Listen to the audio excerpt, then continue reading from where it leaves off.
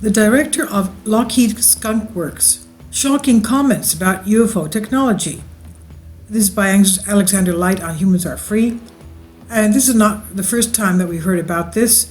William Tompkins with Carrie Cassidy, Project Camelot. And there are various videos that he has giving interviews and explaining what goes on concerning this. It's quite remarkable how many verified statements we have regarding UFOs, unidentified flying objects. And there's a lot more news on this concerning the USS Nimitz and the Tic Tac UFO and the various people that were in that UFO encounter coming forward and giving their witnessing as to what they saw. So it's remarkable. Statements verified we have regarding UFOs and extraterrestrials from people who have held the highest possible positions within government, military, academia, politics, and more.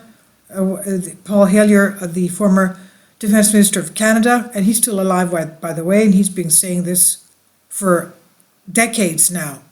Now, to be honest, it's overwhelming, and when you put all of those statements together with all of the previously classified documentation that has been released over the past few years, it paints a startling picture.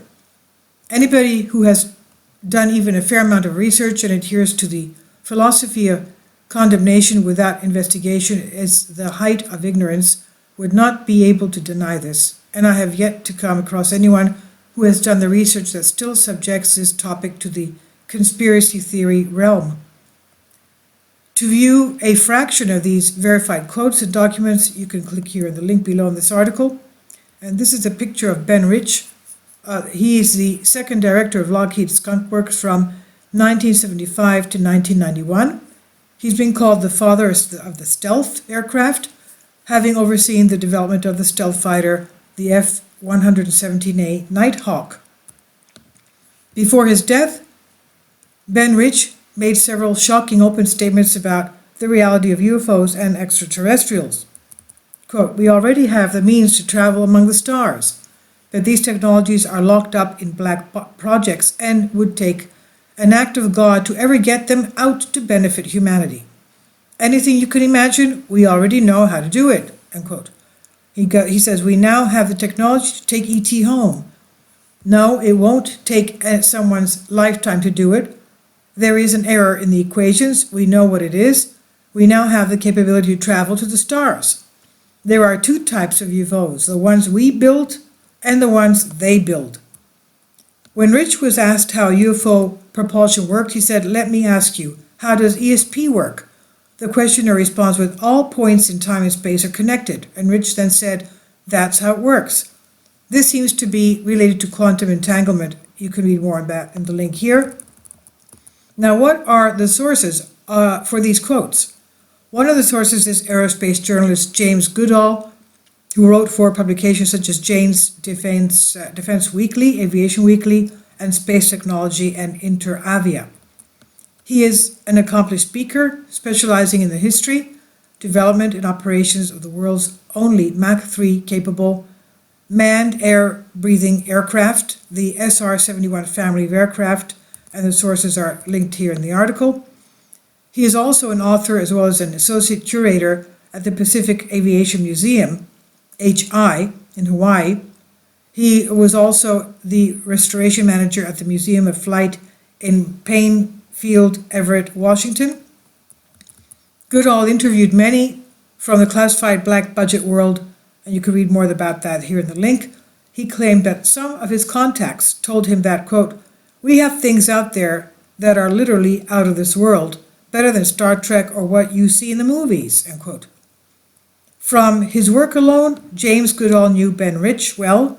In a video interview, Goodall states that he spoke to Rich approximately 10 days before he died.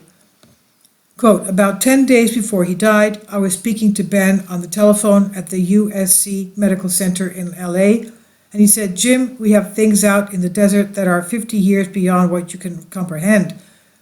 They have about 4,500 people at the Lockheed Skunkworks. What have they been doing for the last 18 or 20 years? They're building something," end quote. Another source comes from John Andrews, who was a legendary Lockheed engineer. He had written to Rich stating his own belief in UFOs, both man-made and extraterrestrial. Andrews has asked Rich if his own beliefs covered extraterrestrials as well as man-made UFOs. Rich's reply was as follows, quote, "Yes, I'm a believer in both categories. I feel everything is possible. Many of our man-made UFOs are unfunded opportunities. There are two types of UFOs, the ones we build and the ones they build," end quote. In Rich's reply, he underlined the UF and O in unfunded opportunities. Thirdly, Jane Harzan, senior executive with IBM, along with Tom Keller, an aerospace engineer who has worked as a computer systems analyst for NASA's Jet Propulsion Laboratory, discusses a talk Ben gave some time ago. On March 23, 1993, at UCLA School of Engineering talks, where he was presenting a general history of skunkworks, he said this, quote, "We now know how to travel to the stars. There is an error in the equations and we have figured it out, and now know how to travel to the stars, and it won't take a lifetime to do it. It is time to end all the secrecy on this, as it no longer possesses a national security threat, and make the technology available for use in the private sector. There are many in the intelligence community who would like to see this stay in the black and not see the light of day. We now have the technology to take ET home," end quote. And here's a video of Jan telling the story. Another source was Bill McDonald's, a forensic illustrator for the aerospace industry and a good friend of John Andrews mentioned above. He stated that, quote, "It was Benrich's opinion that the public should not be told. He believed they could not handle the truth ever. Only in the last months of his decline did he begin to feel that the international corporate board of directors dealing with the subject, quote unquote, could represent a bigger problem to citizens' personal freedoms under the United States Constitution than the presence of off-world visitors themselves," end quote. And last but not least, Mr. Don Phillips, a CIA contractor who worked with Lockheed Skunkwork and the U.S. Air Force, he was one of hundreds of other people with verified credentials who made headlines several years ago at a conference which took place at the National Press Club in Washington, D.C. He confirms Benrich's statements and beliefs in an interview that you can watch here in the link. The latest version of this type of major press conference was a citizens' hearing on disclosure. It took place from April 29 to May 3, 2013, where researchers, activists, military, agency, political witnesses represented 10 countries gave testimony in Washington, D.C. to 6 former members of the U.S. Congress. Their testimony was about events and evidence which point to an extraterrestrial presence engaging the human race and the planet, and you can read about that here in the link.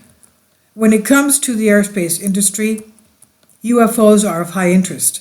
For example, Mike Gold, Director of Operations for Bigelow Aerospace, was recently asked about Bigelow's involvement with UFO reports.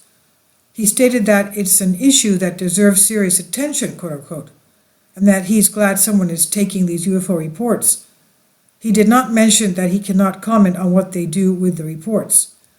And again, to view a fraction of verified quotes and documents, you can click here in the link he has here in the article.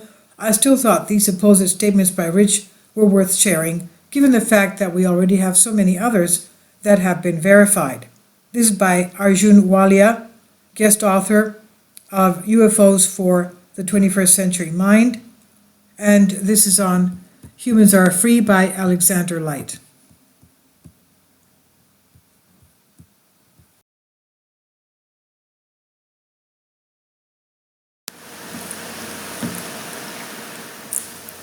If you'd like to join me on my Patreon account, you will hear content not covered by mainstream media.